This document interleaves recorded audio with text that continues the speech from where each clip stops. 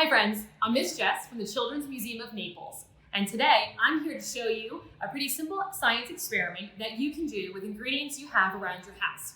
Today, we are going to inflate this balloon using vinegar and baking soda. Those are two things you probably have in your kitchen. So what we're going to do is gather a water bottle, a balloon, some food coloring, a measuring cup, add some vinegar to it, and put in a few drops of that food coloring. And you want to get some baking soda and a spoon. The first step you're going to do is to fill your bottle. So go ahead, take your vinegar with the food coloring, add it right into your bottle. That looks good. Then you're going to need a friend for this step. You want to stretch the neck of your balloon, and then have a friend add in the baking soda. Probably about 1 or 2 spoons should be good.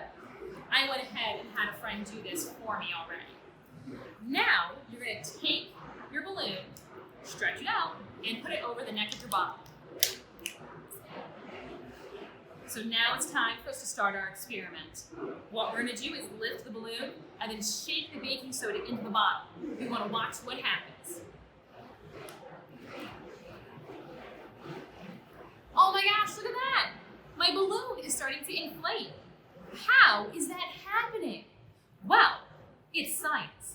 You see, here we have vinegar and baking soda. Vinegar is an acid, and baking soda is a base. When you combine an acid and a base, you have what's called a chemical reaction.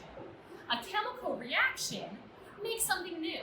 So in here, we can look and see that there have been lots of bubbles. Those bubbles created a gas. That gas is carbon dioxide. That carbon dioxide filled up the balloon. Carbon dioxide sounds pretty familiar. I know. Take a deep breath.